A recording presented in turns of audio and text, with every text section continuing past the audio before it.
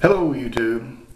Alright, I'm going to do a little video here on black powder prepping. It may be something that you haven't even thought of or considered for a prep item, but it does have its place. I know everybody's got all the videos on nice, fancy automatics and all this kind of stuff and the really cool guns, but a lot of us think these old black powder guns are pretty cool too. We got the new stuff too, but this makes a pretty good backup. Alright, let's see here. Check my little list of things to say. Alright, you got two types of black powder basically. You have the real stuff and you have the Pyredex. Okay, first off on the real stuff, I don't know if you can read it on there, but it says danger explosive, because this is an explosive.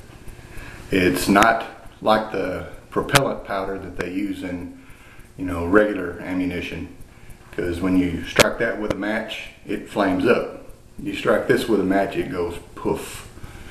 So in a little bit at the end of this video I'll give you a demonstration on the difference of how the real stuff compares to the Pyredex.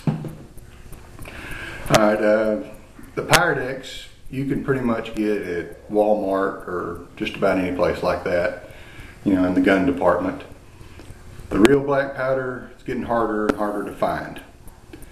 Now you can, some gun stores have it, but a lot of them don't, because they have to keep it in a special, safe and all this stuff, because it is an explosive. But you can order it online, and that's how we ordered most of ours, is online, or we got them at the Civil War events, because there's always people coming by, selling powder, and giving out free powder when you participate in the events. And we use a lot of it in the cannon, so we got quite a bit. Alright, there's the powder comes in about at least 4 different grain sizes. This one here is 3F. It goes from 1F to 4F that I've seen. 1F is the bigger grains. They burn the slowest. That's what we use in our cannons. 2F you mainly use in the rifles. 3F and 4F you want to use in your pistols. I mean, you can use the 2F and 3F vice versa, but it's better that way. It burns and it shoots a whole lot better. Alright, the new black powder guns, you can find them just out on the shelf for anybody to pick up just about at stores like Walmart.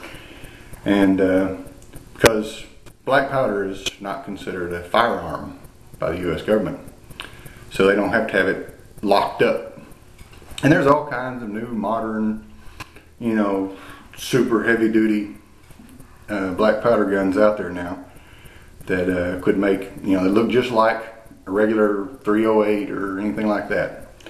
So you don't have to go old school on your guns. Now show you a couple of things here for some of my guns I'm going to show you. Most pistols shoot a little round ball. That's what they call it. And this one's from a 44. It's 451 is the size of it. And you can get 454s, and that's for the bigger 44s. You just have to try them and see which one works best in your gun. 454 is just it's a little bit bigger and a little harder to get in there, so I like using the 451s. This big monster right here is 58 caliber. This is what I use in my Civil War musket when I want to go deer hunting and stuff. And these little suckers here will pack a punch, let me tell you. They're awesome. They are awesome. On the most pistols, use these little bitty caps. I don't know if you can see them. I can see they're falling out all over the place here, but I mean they're little bitty, little bitty. They go on the nipples of the cylinder. Now, they make them in, at least 2 sizes that I know of, number 10s and number 11s. Most pistols and stuff, they'll say use number 11, I like using number 10s because they're just a hair smaller. If you use the 11s on most guns, especially after you shoot it the first time, if you don't crimp them together just a little bit before you push them on there, they have a tendency to come off on the pistols. Now, one great thing about black powder weapons is you don't have to have a lot of fancy powder solvents and all this stuff to clean them. I mean, they make that stuff, and it's good to use that, and you're supposed to, oil them down and all that kind of stuff when you get done. But you can clean the black powder guns in your sink. They clean out with soap and water, and it works just fine. Just dry them off when you get done, oil them up good. Which really comes in handy for my musket, because this thing's about 5.5 foot long, and I stick it in the shower to clean it. All right, let me show you a couple examples of some of my black powder weaponry. New model Army, and it's a Remington reproduction. I like it. A lot of people like the Colts. Colts don't have the top strap up here. I think the top strap makes it a stronger gun. You can use a little heavier powder in there, a little heavier load. And these are really good. If you want a little something smaller, hide out a little better, this is a little 31 caliber. It's a little 5-shot, cute little old gun. You can stick that off in your pocket, easy. And if you really want to go for the hideout, then we have this single shot 44. This sucker is awesome. I really like shooting this thing. Even if I'm just shooting, just blanks, like the events, it's a lot of fun. And like I said, you have your modern rifles, but I don't have any of those. All my stuff is Civil War oriented because that's what I've been doing since high school. So we have this, little cut down job here. And this is just the smaller version of this.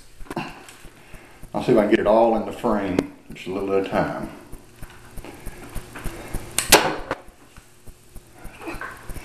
See what I mean? It's a big old tall gun right here. So this is a 58 caliber Enfield musket, main weapon of the Confederates during the Civil War. It's the one that shoots the 58 caliber ball. This little sawed-off one here, like I said, it's just a cut-down version of the big one. Guy at the range was shooting it, didn't like the way it was shooting, got mad at it, slammed it up against a tree, chunked it in the trash can, and gave it to me. So that's why it's as short as it is, because he bent the barrel pretty good. But it's fun to shoot now too. Your big ones, for all those concerned with the warfare type stuff, you can get accessories for, like the bayonet. Nifty.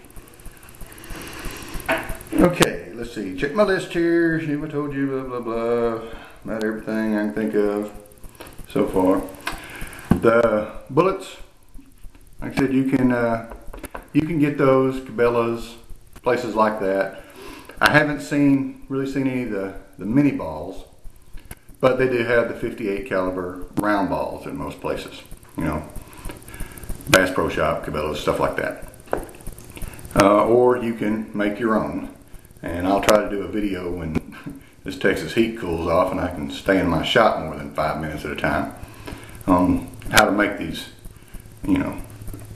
bullets. Simple to do, just save you tire weights every time you find one somewhere. Or if you're lucky like me and have a brother-in-law that's a plumber, whenever they plumb a new house with the lead pipes and stuff, when they cut the tops off, they just throw them in a pile. He brings them to me. Makes a lot of bullets. Alright, well I hope this gives you something new to think about. Black powder guns, been around for a long, long time.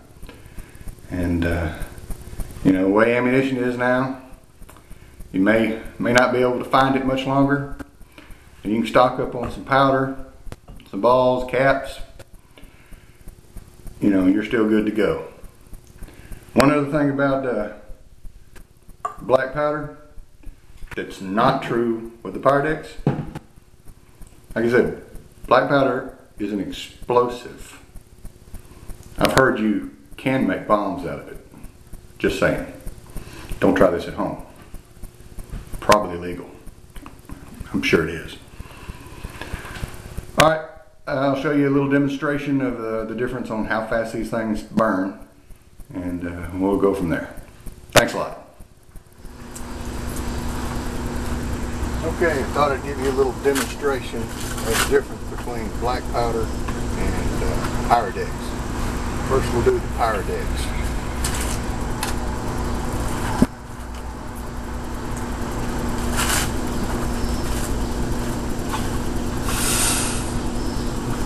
There we go. Took it a minute, some old Pyrex, I don't ever use it. Now we're going to do a demonstration on the black powder. If I can hit it.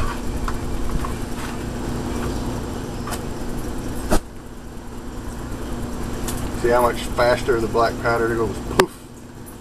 That's why I use it instead of the Pyrex.